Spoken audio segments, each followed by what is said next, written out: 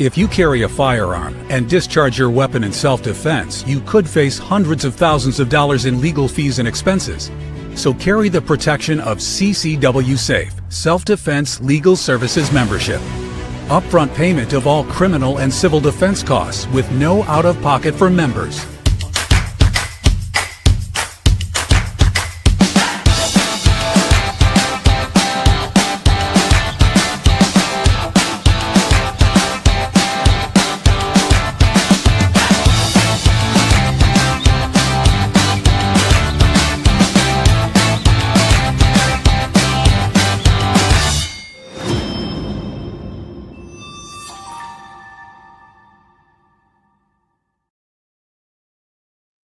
And we're back. I'm John Wheaton, and I'm here with Survival Dispatch.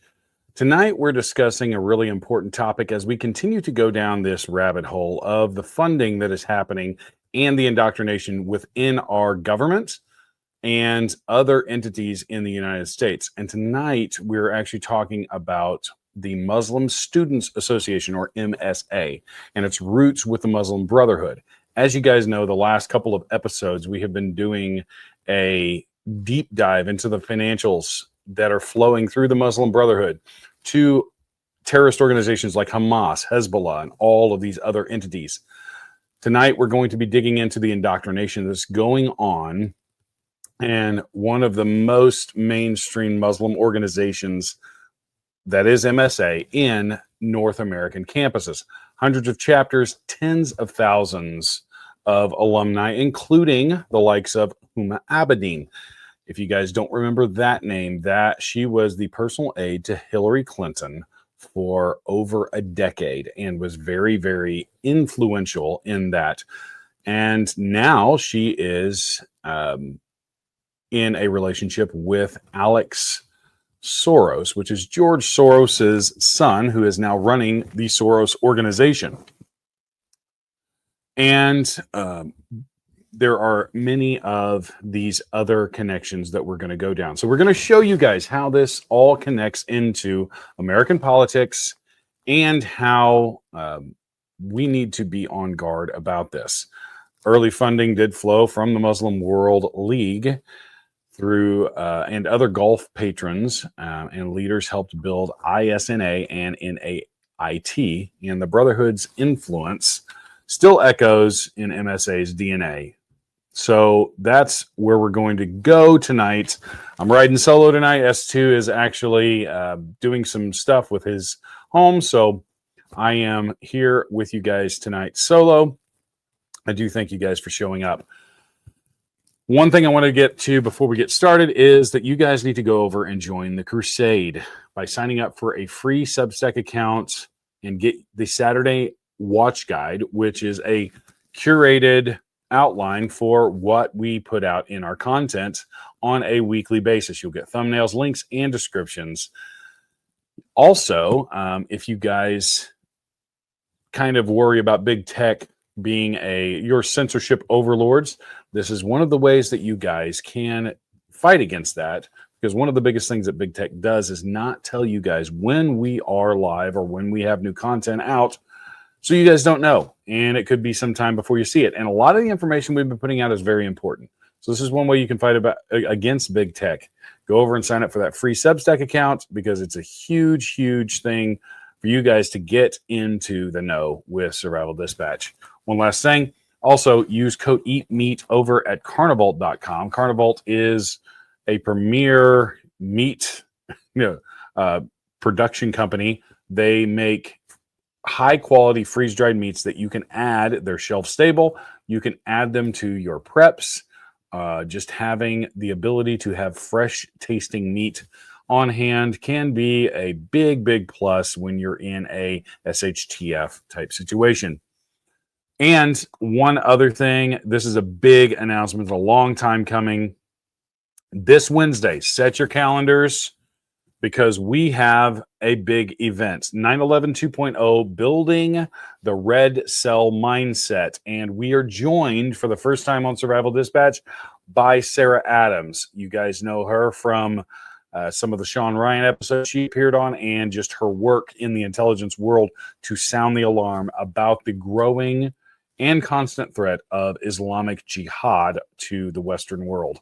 She's going to be joined by Mike Glover, Chris Heaven, and Khalid Muhammad in a massive all-star cast roundtable on the red cell mindset. So don't forget to set your calendars, set your alerts.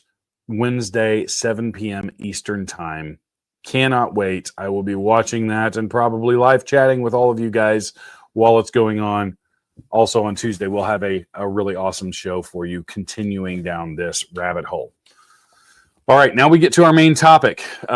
Muslim Students Association, MSA, has its roots in the Muslim Brotherhood, being one of the most mainstream organizations in North American campuses, having all of those alumni. So let's get to it. And this is, once again, I cannot say enough about how awesome Data Republican is at running down this information. So we're going to read through this thread. It is a little lengthy, but it is important that we actually are able to decipher all of this. So in this thread, we're going to trace who the founders were of MSA, how the Muslim Brotherhood ideology shaped MSA's mission, where the money came from, how the ideology evolved in America, and how their alumni influenced Republican and Democratic parties. Also, as always, she says patience as she puts this together. Okay, as a reminder, the Muslim Brotherhood is Hamas. It is a sprawling, influential network which is received billions from Saudi Arabia. One of the 9/11 terrorists was trained by the Brotherhoods in a Brotherhood camp.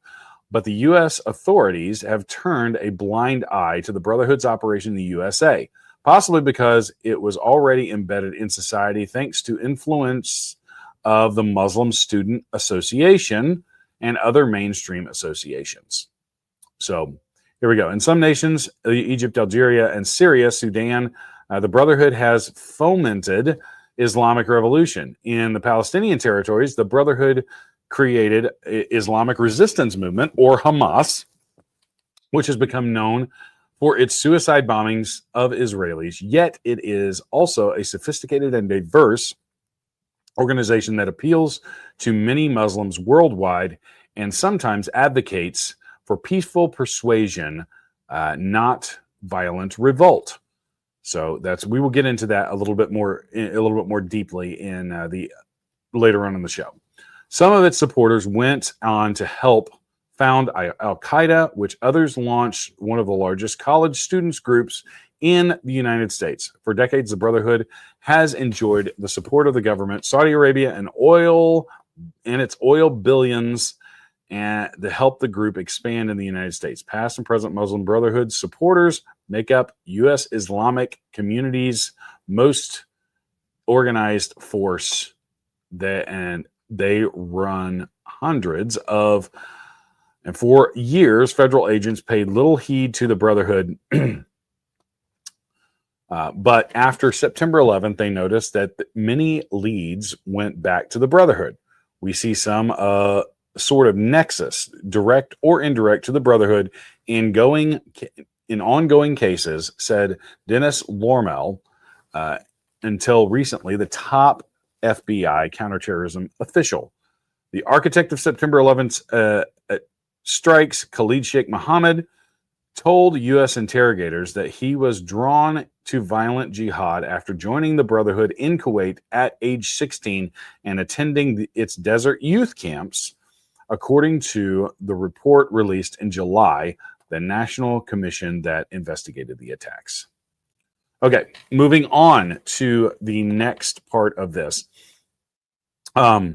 Youssef Qaradawi, a Brotherhood official and referred to as the spiritual leader of Hamas, in some articles I saw, famously said that conquest of the West would come through dawah. Qaradawi named the Muslim Student Association and had 21 million raised through Qatar. So I'm not going to read through all of this, but conquest through dawah. Okay. Muslim World League, the NGO of Saudi Arabia, also financed the founding of the Muslim Student Association. Only a half a century ago, there was hardly any Muslim communal presence in American universities. In the 1960s, the Muslim World League, a Saudi charity, funded the establishment of the Muslim Student Association, initially to support foreign students studying in the U.S., according to the organization's website, to advance dawah, proselytizing. So what that is pulling people out of their worldview into yours. So as Christians, it would be like mission work, where we're going into pagan countries or different religious countries or countries of different religious origin to bring them into understanding Christianity and hopefully convert them. Proselytizing is pulling people out of other religions into yours. The MSA established its first chapter at the University of Illinois at Champaign-Urbana, literally 4 hours north of me, and now can be found in over 100 campuses in North America. Next, MSA's own homepage explicitly says its goal is to promote dawah, the same mechanism that Qaradawi said that Islam would take over the world. So this is the difference between what you see as the violence that happens through jihadi terrorists and then the peaceful religion of peace movement that is you see a lot of in the United States, that is meant to convert or to grow alliances in the United States. The Wikipedia page for the MSA claims that it is only a loose confederation of chapters, which gives it plausible deniability. But their handbook says something very different. That strict unification is the Quran, which MSA National was founded upon in 1963. All chapters are strongly recommended to donate to the national one. Hold fast altogether the rope which Allah stretches out for you, and be not divided among yourselves. Quran 3:103. Muslim Students Association, this is from Wikipedia, of the U.S. and Canada are known as MSA National. It is an umbrella organization for all affiliated chapters at various campuses across the continent. Local chapters are only loosely connected to the parent institution and often take different names, such as Islamic Students Association, ISA, or Muslim Discussion Group. Not all campuses, Muslim groups are necessarily affiliated with MSA National. However, that's not necessarily true. We know the trustworthiness of Wikipedia is not always top-notch. So my first real point here is this is embedded and has been embedded for nigh on to, 60 years, approaching, just over 60 years. So this is not something new. This is a coordinated effort to infiltrate the United States with this ideology. So we have to understand where all of this comes from, and it's very, very important. So throwing up some other, and we'll go back to the thread just to give you guys a kind of a understanding of where we're at. This is an article from Jihad Watch, and it is Illinois Circuit Judge candidate tied to groups with history of links to Muslim Brotherhood and Hamas. In February, the president of the or the Chicago Tribune endorsed the president of the Muslim Bar Association of Illinois, Dr. Azam Nizamuddin, and a Democratic candidate for the position of circuit judge in DuPage County, Illinois. It's a very liberal county, extremely liberal. As a lawyer for 20 years of experience and adjunct professor of theology and interfaith activist. So you go down here and you see his affiliations, NAIT, which is another organization that is attached to this. Holy Land Foundation, HLF, talked about them. CAIR, all of these organizations are connected with this guy. I'm not sure. I would have to look up to see if he actually was passed into being a judge, but that's really where it comes. That's obviously Illinois, one of the more liberal states, and I know that personally. Okay, and here's another, the Muslim Brotherhood's U.S. network. Washington, D.C. has suddenly become very interested in the Muslim Brotherhood. This is from the Hudson Org. American policymakers are debating on whether to engage nonviolent elements of the Muslim Brotherhood's network, both inside and outside of the United States, in hopes that such engagement will empower these moderates against violence. Wahhabi and Salafi groups, such as Al-Qaeda. Unfortunately, this strategy is based off of a false assumption that moderate Islamic groups will confront and weaken their violent counter-religionists, robbing them of their support base. The lesser of two evils strategy is reminiscent of the rationale behind the Cold War era decision to support the Afghan Mujahideen against the Soviet army. In short, the U.S. alliance with Mujahideen did indeed aid America in its struggle against the Soviet Union. In long term, however, U.S. support led to the empowerment of the dangerous and potent adversary. So that was the Taliban and those organizations that we ended up fighting in Afghanistan for 20 years and technically did the same thing that Russia did and pulled out. So this is not something to be trifled with. This is not something to take lightly because this is a real threat.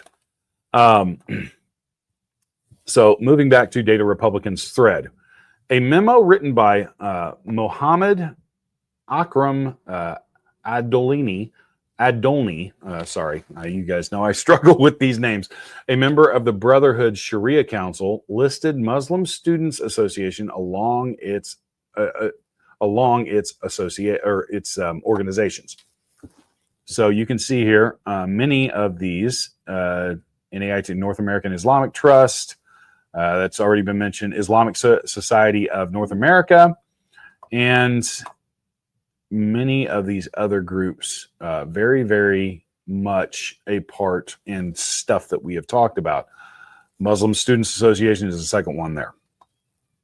So they are embedded in these same, and that's just in Arabic. So this is a real threat and a growing concern. And as we get to some of the connections to the political world, and we may be diving in a little bit deeper into the Huma Abedin side of things in a future episode.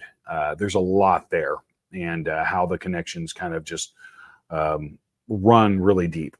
The same document also describes their end goal. Their work in America is a kind of grand jihad in eliminating and destroying the Western civilization from within and sabotaging its miserable house by their hands and the hands of the believers, so that it is eliminated and God's religion is made victorious over all other religions. That last term, what all other religions? What are they talking about? Well, Western civilization, as we've talked about a lot, and we are very, very open with being this being open about our faith and our faith in Christianity, and Western civilization is built off of Christian principles. So when they say Western civilization, they're really, in the root of it, they're talking about Christianity and dominating other religions so that they are victorious, so that Jihad, Islam, is victorious over all other religions. That includes Christianity. That includes all of those other religions that they cannot stand. I'm going to jump to these others, and then we're going to come back to this because there is a very, very important document that I want to show you guys. This is from a court. This is a court document from 1991.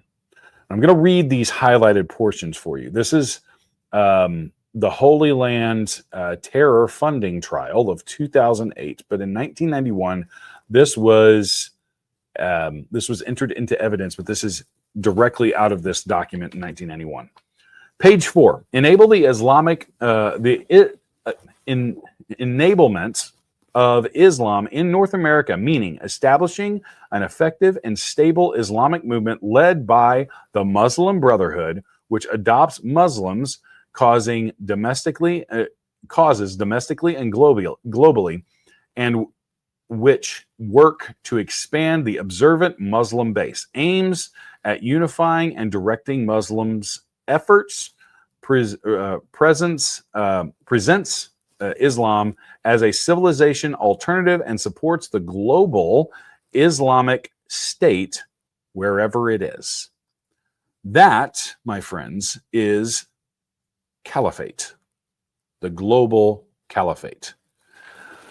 That is what ISIS was all about, establishing a global caliphate. And see, as Americans, we are very reflexive of violence and these horrible acts that happened when ISIS took power and started doing these horrible acts of burning people in cages and raping women and doing just untold evil.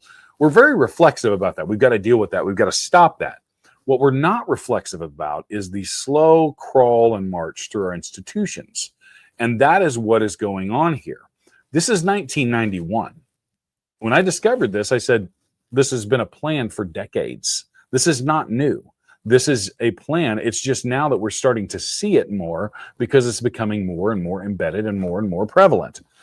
Moving on to page 5, and this is a summary of the documents.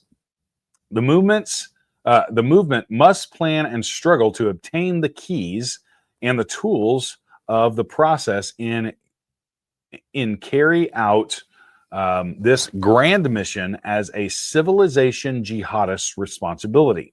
Page 7. The process of the settlement is a civilization jihadist process with all the words means.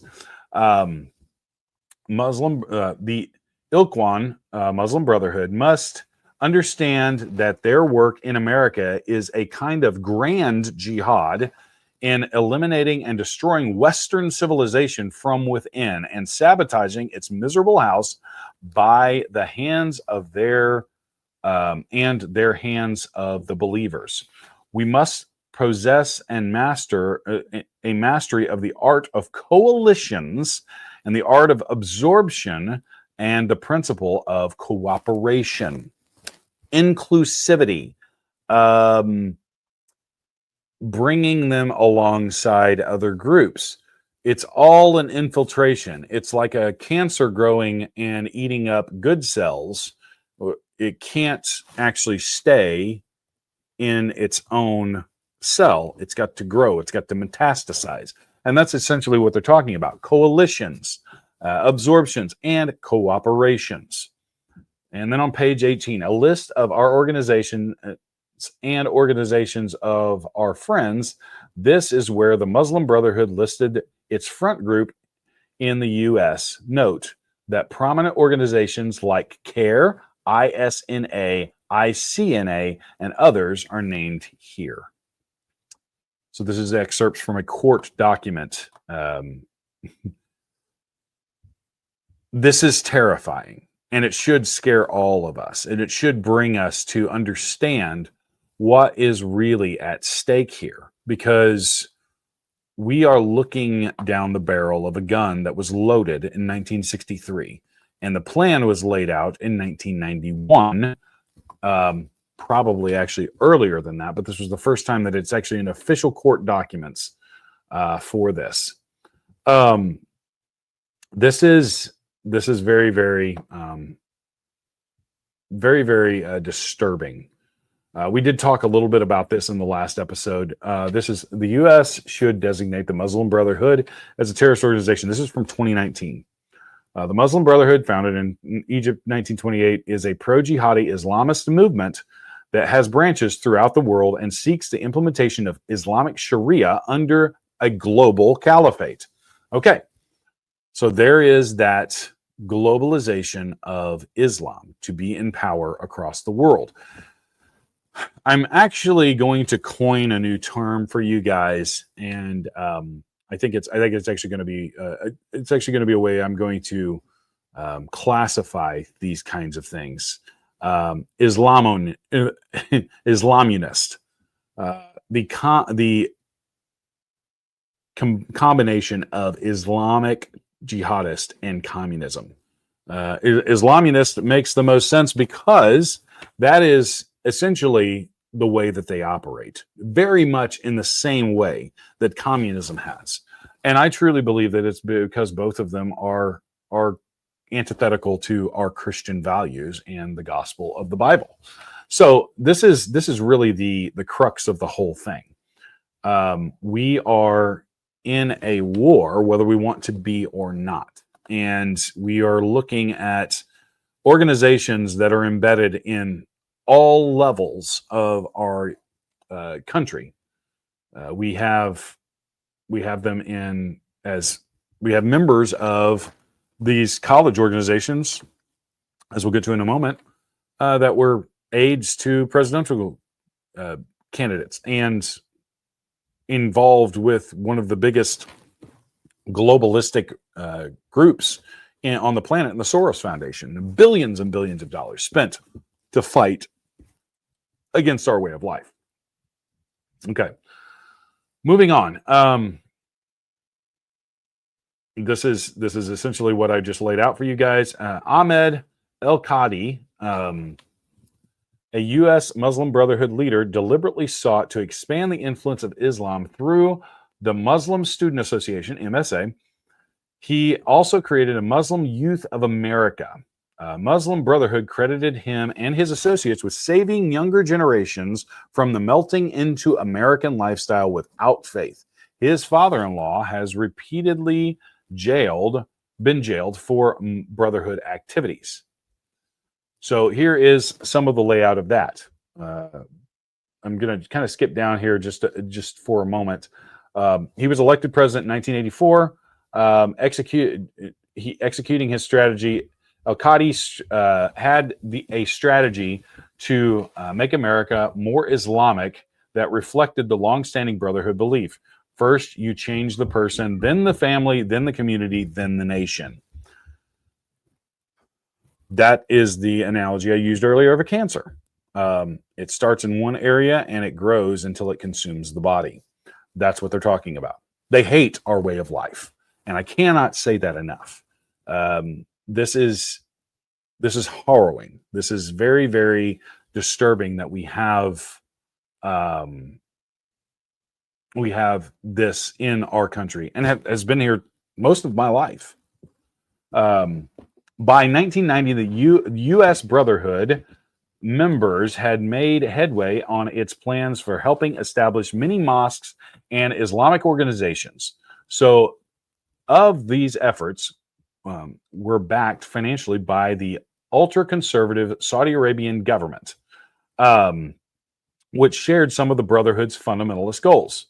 Al-Qadi himself helped create several noted Islamic organizations, including Muslim Youth of America, and attempting to draw thousands of high school students to Islam by sponsoring soccer teams, providing scholarships, and offering a line of clothing. He served as the president of the North American Islamic Trust, NAIT, and a group that helped build and preserve mosques.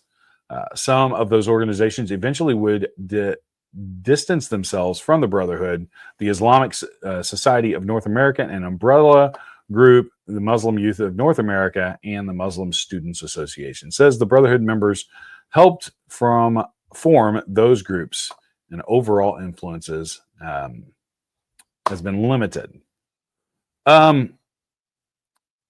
Mohammed Mahdi Akif, head of the International Muslim Brotherhood, based in Egypt, lauds al-Qadi and the activities in the U.S. Brotherhood. They have succeeded in saving the younger generations from melting into American lifestyle. That's the quote from earlier. Okay, moving on. Anwar al-Awlaki, Al-Qaeda organizer, was the president of George Washington University Muslim Student Association, and eventually targeted and killed by a drone strike by Barack Obama. Guess who else was a member of GWU-MSA a few years later? Huma Abedin. Okay, moving on down. Here's perhaps the most serious connection. Abdul Rahman al-Amoudi, this is really challenging my pronunciation, founder of the American Muslim Counselor, served 23 years in prison for financing al-Qaeda and the Palestinian Islamic Jihad. He has the power of attorney over many family members imprisoned in Guantanamo Bay.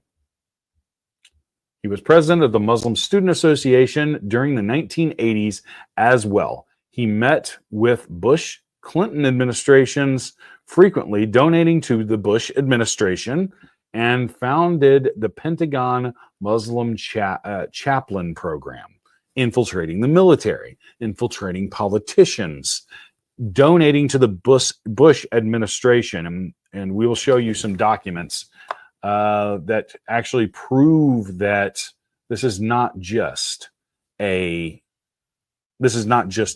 Democrat. It is a mostly Democrat issue. I will say that. But there are connections, especially with a lot of the establishment type people.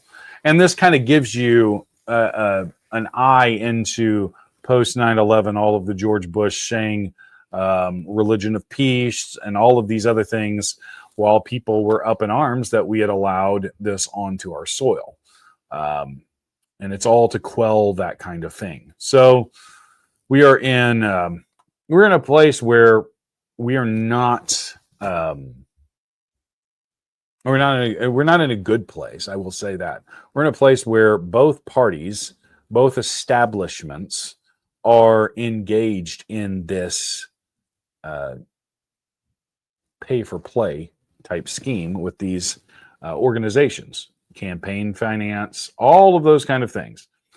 Okay, so this is the Saudi connection to terrorism and the Muslim Student Association and the Abedin family. In order to talk about what happened from 1993 to 2001, we need a bit of prehistory. We focus on the organization and the people that connect to it. The Muslim Student Association, or MSA, and the Abedin family. The Muslim Student Association spread Islam on college campuses across the United States and Canada. MSA was initially financed by a Saudi Arabian governmental organization called the Muslim World League. It was founded in 1962. So 1 year before MSA was founded was when this organization was founded. Oxford Islamic Studies website says that the group acted as a mouthpiece for Saudi Arabian government, which finances it. In the Wall Street Journal in 2008, Muslim World League and the Saudi charity funded the establishment of the Muslim Students Association, initially to support foreign students studying. This is what we said earlier, and to advance dawah. Remember, that is proselytizing. So when we look at that, that's their whole goal, is proselytization. This is an important point, that what they're doing in America is not to take over and engage in this jihadi type activity, although that has been an issue. Obviously, you know, we've had attacks and we have a lot of attacks, but over the previous decades up until now, and I think for good reason, it was to establish this on the college campus. And I'm going to go off on a little bit of a tangent about our universities. I mean, I went to college. My wife has multiple degrees, and I have been involved and on many college campuses in my lifetime. There has been a massive shift. It's always been somewhat of one of those secularizing things. So we would see a lot of kids leave our church, come back uber liberal a couple of years later, getting onto universities. I know a lot of parents that say this about their children, that they come back and it's almost like they're not the same child. Get your kids out of these universities. If you have kids that you're thinking about sending to college, there are better things out there. Find universities that are based in Christian values. Find universities, find trade schools for your kids. Do not send them to these liberal universities, because this is the harvesting grounds for these radical organizations. And it's not just communism, that's also prevalent, but this is why I say Islamism, because this is the combination of both of those ideologies. Islamism is that marrying together. When me and S2 talked about this a couple of weeks ago, the parallels between how communism operates and the way that Islam operates are undeniable. And especially in the aspect of education and how they infiltrate the institutions of a country and get involved in the political world, so that they can wield more power than they actually have real power. And so it makes it very easy for them to do. So here is the sentencing of al-Amoudi from the Department of Justice, and then David Horowitz, a Jewish author, but the Black Book of the American Left, Volume 4, Fascism, and the War Against Jews. David has done a lot of very, very important work on this and in exposing this. And I still truly believe that that they are the number 2 target. I think that Christians are the number 1 target. Jewish faith, because of its ties to Christianity, is also a target of this. This is another great article. The Gadstone Institution, the history of the Muslim Brotherhood's penetration into the United States government. This is a very good read. I'm not going to go through it because we're running close on time, and I want to get to the Abedin connection. So we're going to go back to the original thread and move to this. So this is David Horowitz had a debate with a Muslim student association. He could not be found. He could not find anyone in MSA that would condemn Hezbollah. Horowitz got a student to admit that they were hunting down Jews. I'm going to play this video real quick. It's a short, I think it's about 60 seconds long, but this is an excerpt from that debate. And let's watch this. If you could clarify the connection between UCSD's MSA, or if you don't have such information, if you could connect other MSAs, because the connection wasn't too clear in the pamphlet. Will you condemn Hamas here and now? I'm sorry, what? Will you condemn Hamas Would I condemn Hamas? as a terrorist organ, genocidal organization? Are you asking me to put myself on a cross? So you won't. I actually have had this experience many times. You didn't read the pamphlet because the pamphlet is chapter and verse. Main connection is that the MSA is part of the Muslim Brotherhood network. I meant if I say something, I'm sure that I will be arrested for reasons of Homeland Security. If you condemn Hamas, Homeland Security will If I arrest you. support Hamas, because your question forces me to condemn Hamas. If I support Hamas, I look really If you bad. don't condemn Hamas, obviously you support it. I'm a Jew. The head of Hezbollah has said that he hopes that we will gather in Israel so he doesn't have to hunt us down globally. For it or against it? For it. If you could clarify. In their own words, that is the excerpt from that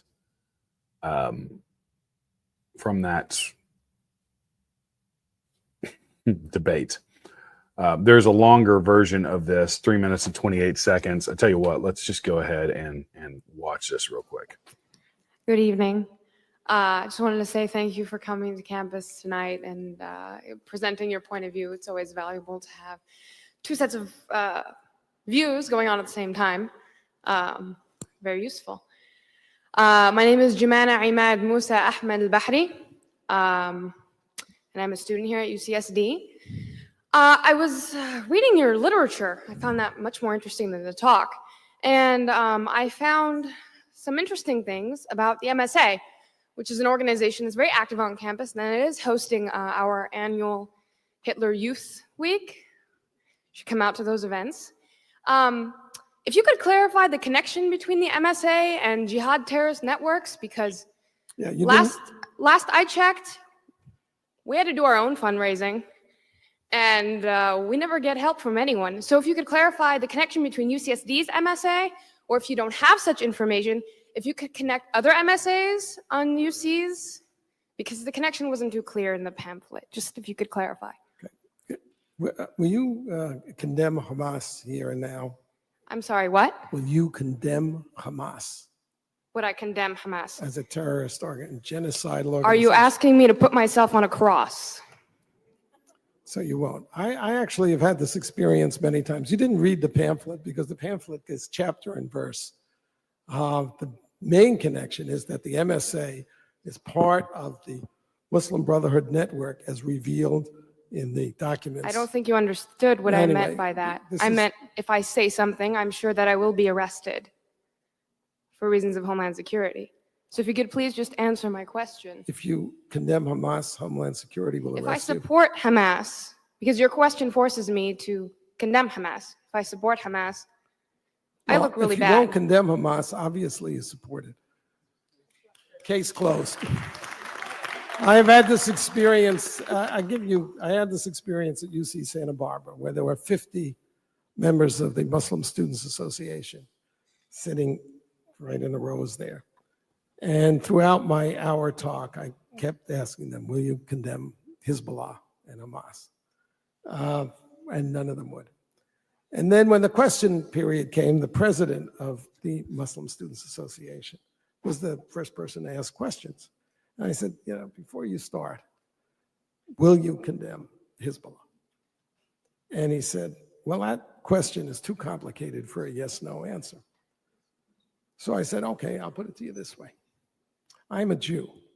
The head of Hezbollah has said that he hopes that we will gather in Israel so he doesn't have to hunt us down globally. For it or against it? For it. Thank you. Thank you for coming and showing everybody what's here. Yeah, so that gives a little bit more context. Basically the same thing that I showed you earlier, but it does show that, like, even though it's clipped up, it was not misrepresented. They have no intention of being peaceful to the Jewish people. All right, now we get into Huma Abedin, and this is really where I'm going to tie this together and kind of set us up for what I think will probably be Tuesday's episode of diving down the ties to the Clinton Foundation and some of these Muslim organizations, because once again, Data Republican is doing some amazing work on this, but I want to give you guys this information and break it down to where you can understand it. Huma Abedin is by and far the most famous Muslim Student Association member. I need to do a dedicated thread on her, which is probably what we're going to cover more on Tuesday. But if you browse other chapters pages, you will see they are doing things like fundraise for UNRWA. Here's a Dallas Gaza 5K, UNT MSA fundraisers, sales, bake sales, all of that kind of stuff. And the MSA held a film screening and fundraiser for in the MLK room on March 8th. So they are very much involved in this. So Huma Abedin, former Hillary Clinton aide, was in this organization when she was in school. Ahmed Sakir and Jamal Barzinji, a lot of these names, I'm not going to read all these names because I do a terrible job, obviously, pronouncing them, all played founding roles in MSA. All three were identified in an FBI memo as a member of the Muslim Brotherhood. Now, keep in mind, what we covered in the last episode was that the Muslim Brotherhood has rebranded itself. It has changed from this jihadi organization that was always known as to a more peaceful organization. They're not peaceful. They've just changed the drapes and they have changed the strategy. As I said when we were talking about the historic information of the ancient Islamic world that drove Christianity out of the Middle East and all but wiped out large swaths of the Jewish people, and so they spread to the four winds out of the Middle East, and through pillage and rape and plunder and implementing the Sharia law over all of the subjects, all of the people that they subjugated, they have slowly turned the Middle East from a Christian area of the world to a Muslim area of the world over centuries. The last great empire, I guess you could say, of ancient Islam was the Ottoman Empire, which fell in the early 1900s around World War I. They were responsible for the Armenian genocide and many other horrible things. After that, the Islamic world decided to go to a more subtle approach to the way that they pushed their ideology on the world. And that is where the dawah comes in. And having strategic differences between these organizations, all with the same goal of a global caliphate. And they want to use terror, dawah, and all of these other spokes on the same wheel to implement this and slowly chip away at what we hold dear in Western civilization and our Christian values. So this is the entire thing. So here we go. And you'll recognize this person as well. There's tension between MSA and more liberal Muslim peers. Linda Sarsour spoke at a MSA-affiliated gathering wherein pro-LGBT Muslims were not allowed. This is, if I could think of one issue that would be a wedge point and a point of demarcation between the fundamentalist Islamists and the more, well, I could say not non-Quran practicing Islamists. And there's a reason why people like Linda Sarsour exist and are trying to bridge the gap, because that's really one of the points where everything could fall apart if not held together in a specific way. Because, spoiler alert, there's no religion that is more anti-LGBT in its practices than Islam. It is rabidly anti-LGBT. In fact, it is most of the time, in most of the Islamic world, it is a death penalty to be gay or any kind of any part of the LGBTQ community. So those people get thrown off buildings in the Middle East. Spoiler alert. Which is always why I almost chuckle a little bit inside when I see, gays for Palestine, because it's like you don't even know what you're talking about. But they have been convinced by some of these more accommodating versions of Islam, like the organizations that Linda Sarsour runs, to give them a feeling of belonging, even though they're kind of like what communists would call useful idiots. Okay, so moving on down, we're going to get through this. We've got a few minutes left, and we'll get through this. Although MSA is not CAIR, it's still nonetheless very active in shaping the next generation. Today, approximately 58% of Muslims are immigrants. Recent refugees have been flown from Iraq, Syria, Sudan, and Somalia, with the majority being flown under 25 years old. We saw this in the border crossings when we saw Middle Eastern men, military age. Military age is definitely in that 25 range. If you're talking about military-aged men, that's from like typically 18 to 30. When they talk about that, that's younger, stronger, more of like the foot soldiers types. I will wrap this up here. So we're about to tie this all together. Muslim Student Association might not own political parties like CAIR does, but they are nonetheless founded to become Muslim Brotherhoods, a Muslim Brotherhood incubator in the United States. Reddit threads have described Muslim Student Association as being very aggressive in recruiting and ultra conservative. Given the refugees that have already been admitted here, the government would do well to keep an eye on the radicalism. Okay, so I've laid a lot of stuff out tonight, and apologize, a lot of reading, not as much back and forth because I don't have anybody else with me, but I wanted to lay this stuff out, and we may do a little bit of follow-up at the beginning of the next episode on Tuesday. What it comes down to is there are a myriad of organizations, and we are peeling back the layers of this onion. And what we are revealing is a concerted and coordinated effort to destroy America and its values from within. We are standing at a point where I truly believe that we have to do something now. We have to turn this. And that only happens by us being as activist as they are. So we know now, we have laid groundwork of all of the connections between the Muslim Student Association, the Muslim Brotherhood, and various other organizations. Huma Abedin, and we're going to get into that Clinton stuff as a part of the next episode as well. So this is subtle societal sabotage. It's aimed at chipping away at the cherished Western and Christian roots.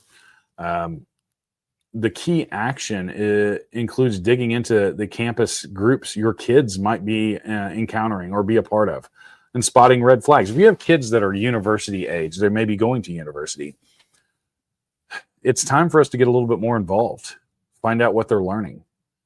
I've seen a lot of kids change who they are based off of what they learn in college, because it is nothing but a echo chamber of liberal ideology. And if they get involved in these and they are impressionable, which most people between the ages of 18 and 25 are very impressionable, and they're finally hearing voices, that's typically the stage where a kid goes through trying to find out who they really are. And there's a little bit of rebellion there against parents and parental authority. So you get some other orders of authority and supposed to be experts, professors and all of those things. Well, it's time for us to get involved in those things, to find out. And if you can avoid sending your kids to a liberal university, do it. Send them to a more biblically based university or a trade school or something along those lines. You're going to thank me for that advice if you do it. Committing to regular family discussions about faith before they get sent off. This is extremely important. Make sure your kids are rooted in what they believe and what they know. Training mentally and physically and spiritually is all important, as if eternity hinges on it, because in these times it might. And we don't want to see our children enveloped in lies and deceit that we are clearly seeing laid out in the information that we've been bringing you. The other thing is pray. You need to pray and give encouragement to those that are doing the right thing. Real quick before I sign off, I want to go ahead and give you guys another promotion of our Substack. Go over to our Substack and sign up for a free account. Gets you that Saturday Watch Guide that I mentioned earlier, but it also gives you an opportunity to connect with the community. And then we also have the paid subscription, the Guardians, because we believe that everybody that is involved in this is a guardian against these evil ideologies. And you guys can help us be able to continue to bring that to you. You get much more with a paid membership. You get insider access, early access to our content. You get the Signal chat. You get all of those kinds of things. And with all of the information that we are becoming aware of and privy to, it's probably a good time to do that. So that's another way that you can show your support. But I'd like to thank you guys for being here. And before I sign off, a big thank you to our sponsor, CCW Safe. If you guys are in a situation where you may need self-defense coverage, and I think everybody probably does, go over to Simply Safe, get signed up there. They're incredible people. Carnival for American high-quality meats. Eat meat for 10% off. And if you guys are a police officer, connected to a police officer, or a friend of a police officer, tell them about Compliant Technologies for the hands-on police gloves. Incredible stuff. Want to thank all of you who support SDN, especially our subscribers, our sponsors. You are the reason why we can continue to bring you guys truth and intel. I am John Wheaton. Thank you guys once again for joining us, and we'll see you guys soon. Until then, stay prepared, stay vigilant, and God bless America. We'll see you guys soon. Enjoy this closing video. These are foreign terrorists operating on our soil. This land is your land. This land is my land. From California to the New York Island. From the Redwood Forest to the Gulf Stream waters. This land was made for you and me. This land is your land. This land is my land. From California to the New York Island. From the Redwood Forest to the Gulf Stream waters. This land was made for you and me. Have a nice trip. This land is your land. This land is my land. From California to the New York Island. From the Redwood Forest to the Gulf Stream waters. This land was made for you and me. Don't forget to ride. This land is your land. This land is my land. From California to the New York Island. From the Redwood Forest to the Gulf Stream waters. This land was made for you Bye-bye. and me. Okay? This land is your land. This land is my land. From California to the New York Island. From the Redwood Forest to the Gulf Stream waters. This land was made for you and me. Bye-bye. This land was made for you and me. Bye-bye. Bye-bye. Yo no debo nada.